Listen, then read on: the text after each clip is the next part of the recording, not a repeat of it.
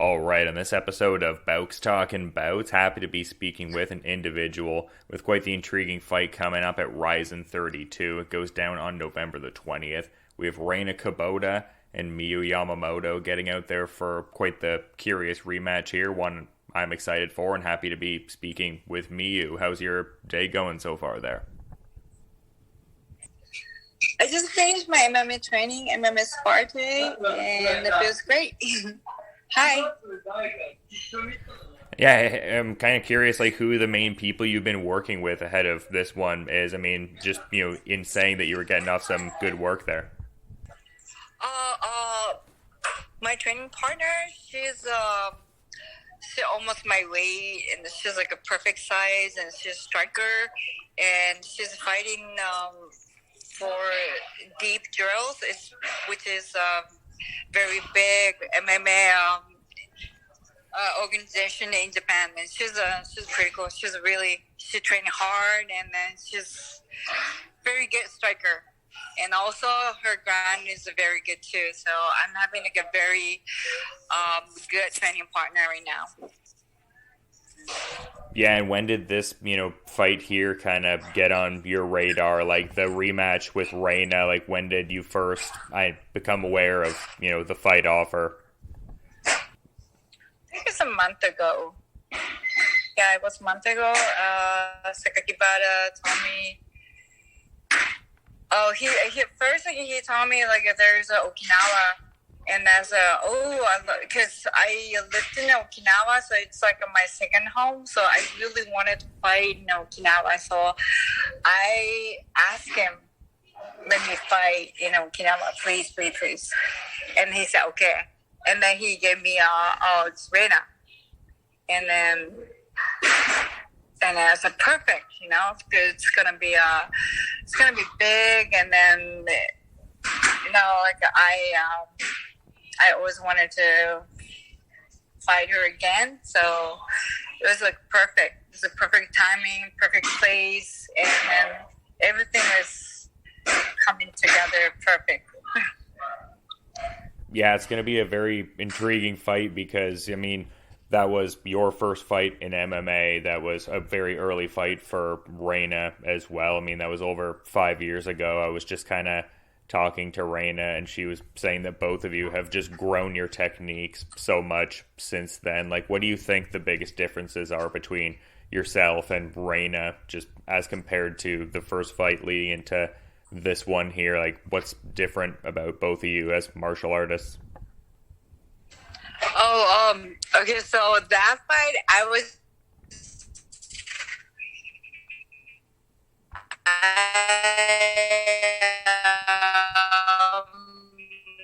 started MMA training like month and a half before that fight. So I was almost like I didn't know anything about striking. It is, but still, I have no idea. I was like, I didn't have any like MMA skill. I was just a wrestler in the ring, and but now like 5 years, I train for everything, like grappling, kickboxing, and jiu-jitsu. So try to be an all-rounder, like MMA fighter. So and then the Rena too. Rena was a striker, but she's training wrestling and grappling. We both becoming MMA fighter, all-rounder. So it's gonna be pretty. It's gonna be good. Yeah, I'm so excited. We both learned so much for over the 5 years. Yeah, for sure. And you mentioned Okinawa, and it kind of plays out in a pretty, intriguing way too there because, Okinawa becoming like the home, and then it seemed to be like where the first fight went down and stuff like that. So kind of cool that it ties together in that kind of way. Mm-hmm. Yes, because right after I lost to Rena, me and my brother kid, we moved to Okinawa and then started training striking at the boxing gym. So that's that's my second home for sure. Yeah, and I mean, I'm curious because you were talking about the overall growth in MMA skills just a bit earlier there, and just a multi-time world champion in wrestling. Like when you were in those early days in mixed martial arts, like how exciting was it to be learning some of these new disciplines? Did it remind you of some of the early learning curve of the wrestling days, and as far as like how quickly you were picking up certain things? Like what was the early growth periods of MMA like in those regards?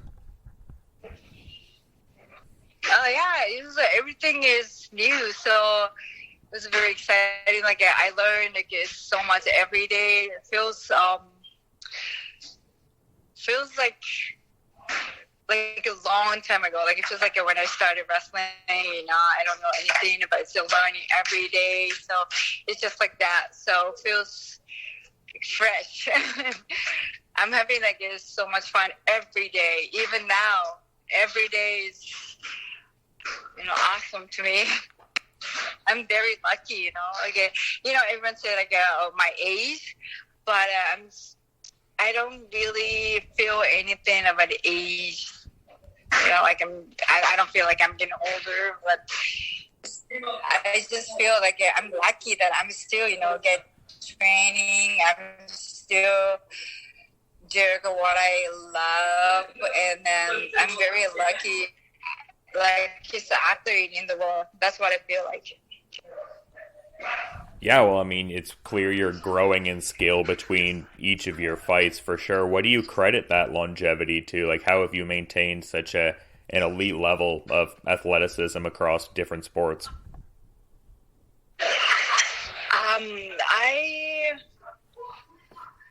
I don't know how I maintain, but I don't know. I just train a lot. Because some people say when you get older, you have to be smart about it, right? You can't just push too hard. But I don't know. I guess I'm born that.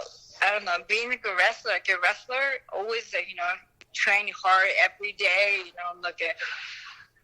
So that's my habit. So if I train hard, it makes my building my confidence too. So I have to train hard. So that's what keep me I don't know, being healthy and stay sharp.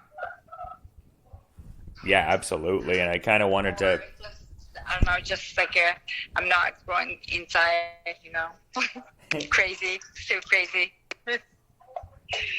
Yeah, no, that's definitely important for sure. But I kind of wanted to touch on the last fight there because, I mean, didn't necessarily fit in the, a binary of outcomes necessarily. But, I mean, a great effort in the title bid. Ayaka Hamasaki, a great competitor overall. Like, what were your big takeaways from that last fight against Hamasaki for the title? Oh, that was ended really quick.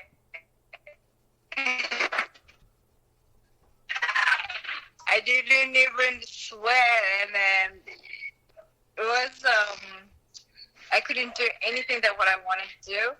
So it feels like I didn't do anything at the fight, how she fought. She didn't give me any chance to attack her, or didn't give me any chance to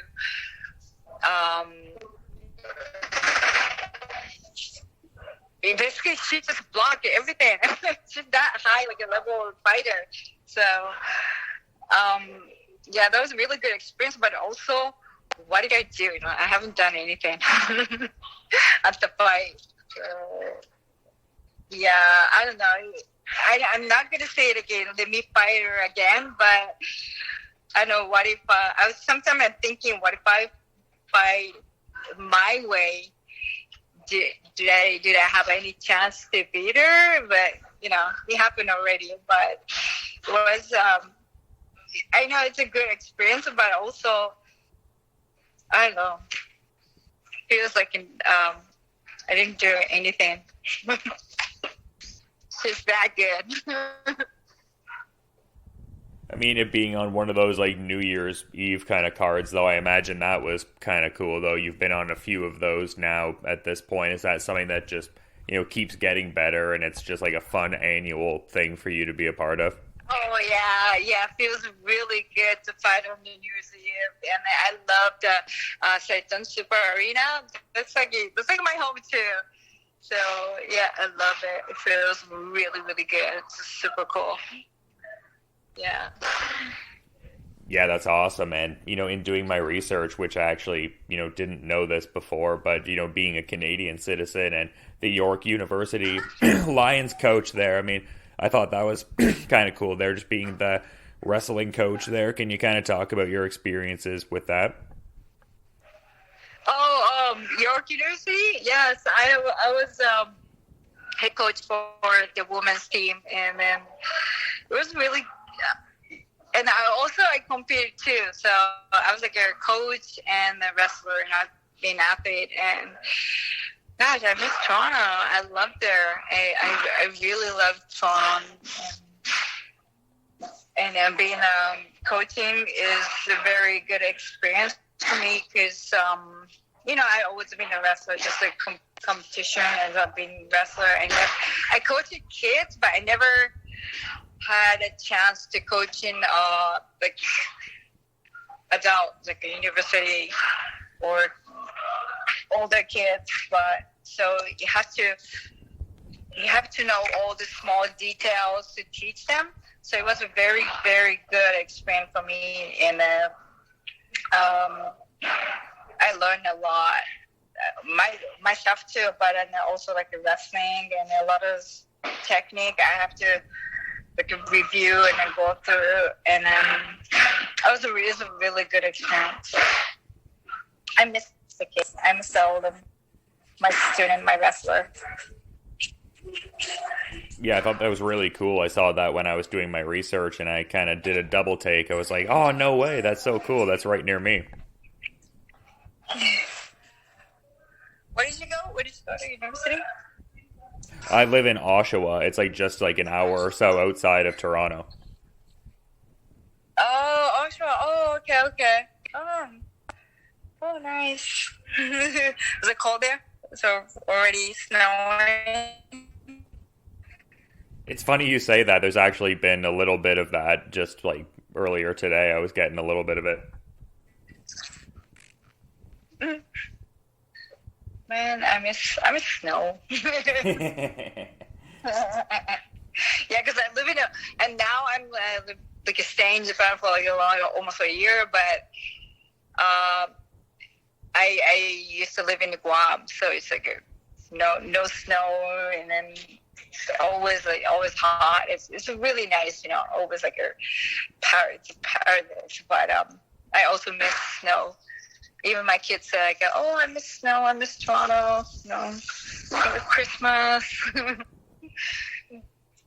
Yeah, it's a lovely place for sure. And yeah, the Christmas holidays are going to settle in nice, I would think. But it seems like you're in a good place in a lot of different ways there, Miyuu. And also, want to be mindful of your time and your schedule and all that. So is there anything you might want to add as like a parting thought as we're kind of wrapping up here?